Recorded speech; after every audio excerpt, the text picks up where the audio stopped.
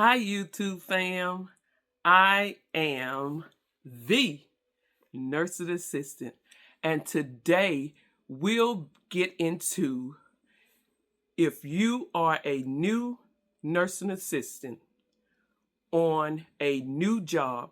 This is your very first job after you finish your certification. Then this video is for you. So you need to come on in and look at the whole entire video. I got some great tips for you on your first day on your new job. So come on, let's get into it. Okay, guys, you have finished school and you have nailed your first job. Are we excited or what? But bring it back. Don't get too excited where you go out and you buy all these cute little scrubs, cute little accessories, your little name tag that let's pull it back a little bit, because most of the time you will be wasting your money. Actually go into your job with the uniform that you did your clinical in. Most jobs will let you be out of uniform for a couple of weeks because they know you're just starting, so you may not have the uniform or colors that they require. So they will give you that grace period. So just wear your uniform that you used while you was in school doing your clinical. At the end of the day, this will save you money on unnecessary equipment, little cute little trinkets, all of that. You want to go into the job so you can know exactly what you need and what you don't need. I have made that mistake, so excited just buying all this cute stuff.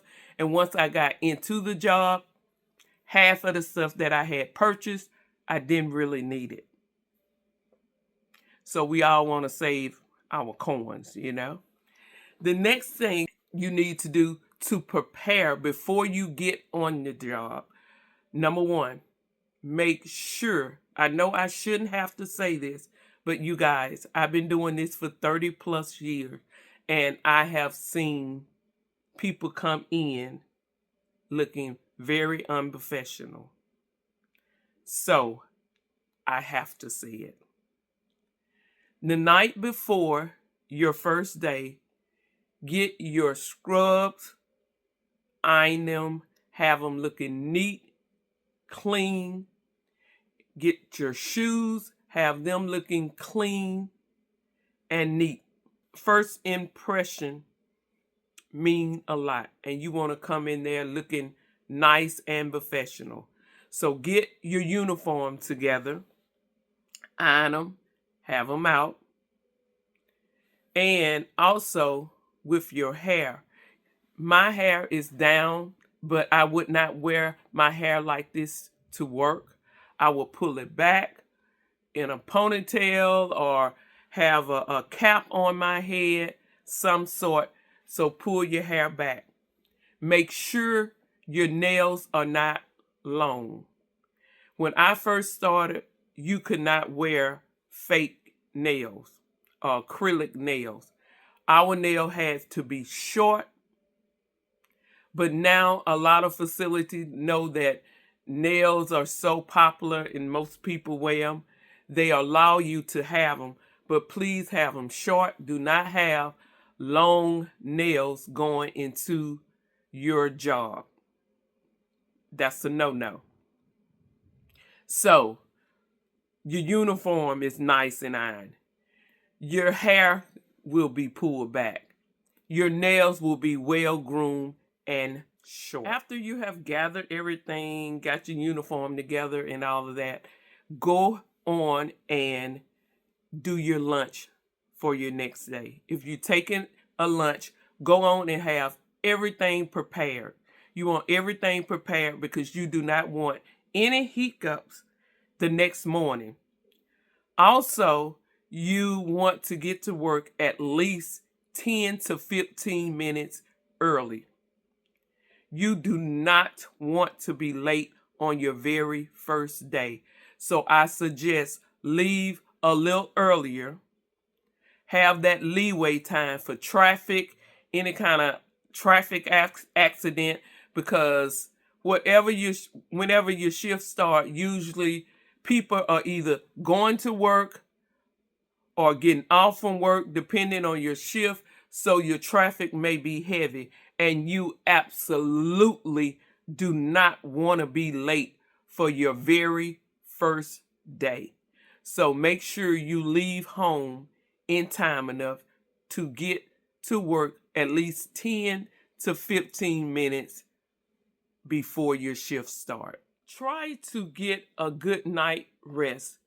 Get at least 6 to 8 hours of sleep, restful sleep the night before. So when you get up, you'll be energetic, not groggy, and just ready to get the day started.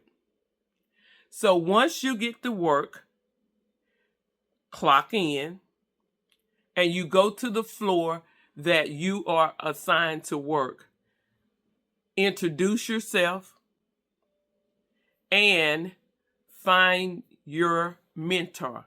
And what I mean about that, most of the time, you will have a person that you will follow, a person that is assigned to you, that you will follow throughout the day, and they will train you. So my best advice is talk less, be very, very observant, and also, which I forgot to mention, get you a little notebook so you can write down little notes as you go throughout the day. In this notebook, you will write down little notes as what certain patient like. A lot of patients like certain stuff done in a certain way. You'll be surprised of how some patients are, and if you don't do it exactly like that, you may get stagnant, you may get aggression with that particular patient if you don't handle that patient in a certain way. So these small little notes will help you deal with that particular patient when you're on your own. So make sure you have a little notebook, something that can fit in your pocket. Make sure you have your notes. This is very important. And also, what you need to know, and sometimes your person that you're following forget to really stress this because they're so used to working and they may forget this. Find out where all your supplies are. Find out where they're located. So you would know when you're on your own, you would know where to go to get certain supplies and get the code. Now, most facilities have a code on the door where you can't readily just open the door and go in there and get stuff. There are codes to the door. So you also need to know these codes. And believe me, you will not remember. I don't care how simple they are. When you get on your own, you will not remember these codes. So please have a notebook to write these codes down. They will be a lifesaver when you're on your own, instead of having to keep asking somebody, what is the code to this? What is the code to the laundry room? What is the code to the supply room? So just get your notebook, write it down, because I promise you, you will not remember. Speaking of your preceptor or mentor, sometimes how can I put this? all mentors are not good. Some are not good because they're simply not good at teaching. Everybody don't have that skill. But most of the time on a job, the manager pretty much know what CNA is good at training. But sometimes they get it wrong. And the person that you're training with is not very good at training. I have been in that situation, and you may fall in that situation. Sometimes the person is just not good at training. Sometimes you get a person that just don't want to train. A lot of nursing assistants, once you get into this, you will hear talking. A lot of nursing assistants do not like another person training with them.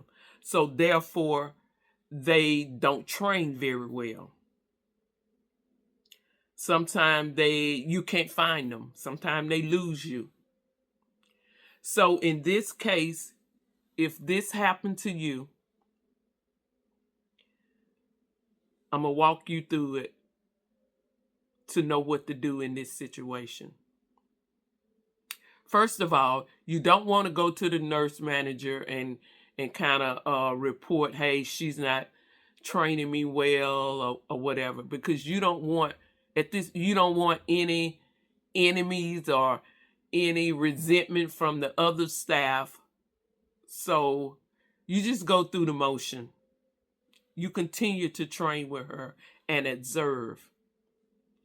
You can kind of observe the other nursing assistant so you can see exactly what they're doing, so you can get an idea of if you could choose who you want to train with.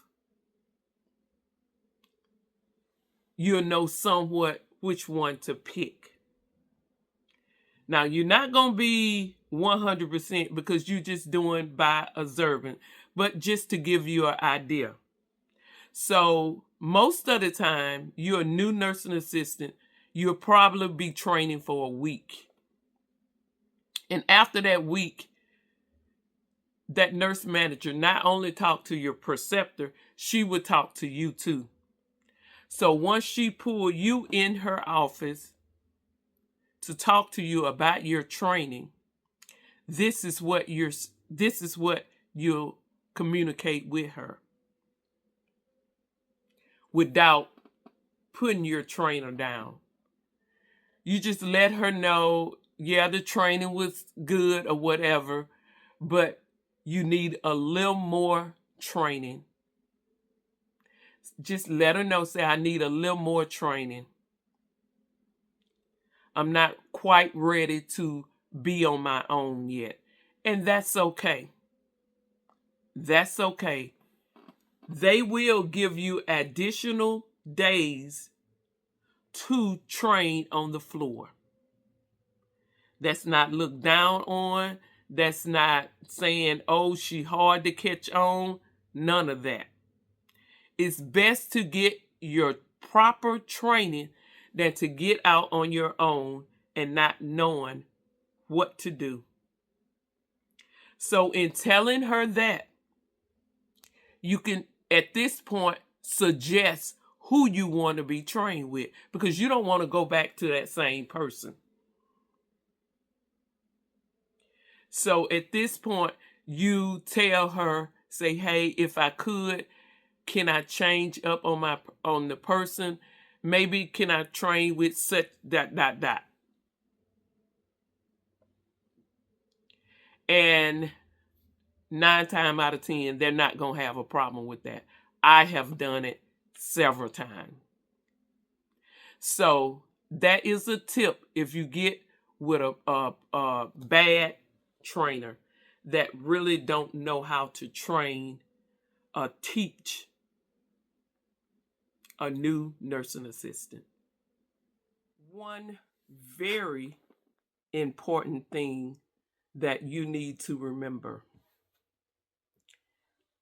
stay in your work scope of practice. Do not, I repeat, do not go out of your work scope of practice. And the reason I'm iterating that is because you will find a lot of nursing assistants doing just that. For example, you may go in a patient room with your trainer, and this particular patient is on IV therapy. But in order to do what you guys need to do, the IV need to be unhooked, the pump need to be stopped. Then you can proceed to do your job. And once you finish your job, the IV needs to be hooked back up and the pump needs to be restarted. Now, that is out of a nursing assistant scope of practice. We are not to unhook any IV. We are not to stop a pump, start a pump. That is out of our scope. But you will find some nursing assistant would take this task on their own rather than go and find a nurse. And the reason why they do that, sometimes the nurse take forever to get there. And you have so many patients that you need to see, that you need to do. So instead of waiting on the nurse, they take it upon themselves to go on and do it themselves. But this is a dangerous task. When you do that, you are jeopardizing your certification that you worked hard for, that you done went to school for, that you done paid money for. So I advise you, please stay in your scope of practice. Do not mess with no IV. Do not mess with no feeding pump. Do not do wound care. Those are not in our work of practice. And that's just a few. And I stress this because it can mess up your certification and you don't want that to happen. Stay in your scope of practice. This is something that is very important also. And that's you. In this field, you must take care of yourself. You must keep yourself healthy in order to stay in this work career. Taking care of yourself? What do you mean taking care of yourself? Number one, you must use correct body mechanic. This job is a very physical job.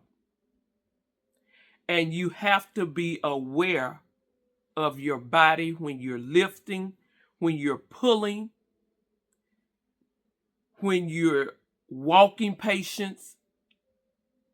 You have to keep body mechanics in your mental at all costs, at all times. This job is very physical. And I'm stressing that. Because unfortunately, 95% of your nursing assistant have back problems, knee problems. And those problems are hard to get rid of most of the time, they're lifetime problems once you get them. They're lifetime problems once you get them. So please, while lifting, pulling, moving patient, please keep in mind the position of your body. Very important. Very important. Second, stress. Sometimes this job can be very, very stressful because you're dealing with sick patient, geriatric patient, day in and day out. And sometimes this can play on your mental, and you can get burnout. Sometimes at work, the work is so overwhelming, you don't get a chance to go. You skip your break because you want to get this done. You skip your lunch because you want to get this done. Take it from me. Take your 15-minute break. If a 15-minute break is available to you, stop and take it. You need that relief. You need that little 15 minutes to get you a drink of water or get you a little snack. Take your scheduled break. Take your lunch break because you don't want to get burnt out. You do not want to get burnt out.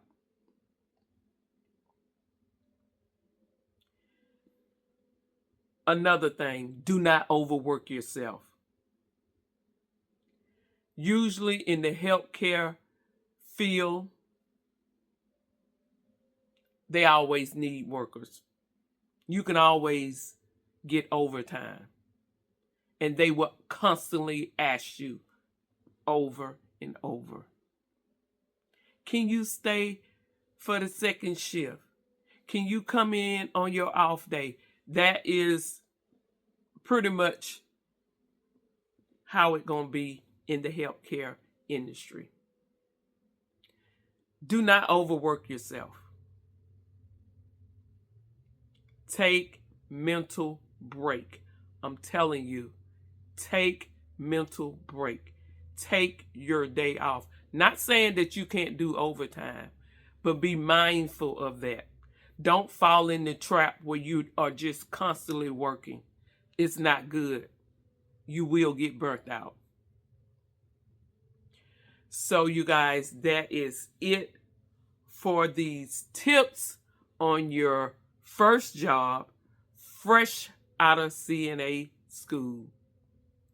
Next week, we will do a tip information on your first day on the floor by yourself. So you guys, if y'all interested in that, y'all stay tuned. Look out for that video on next Sunday. Bye.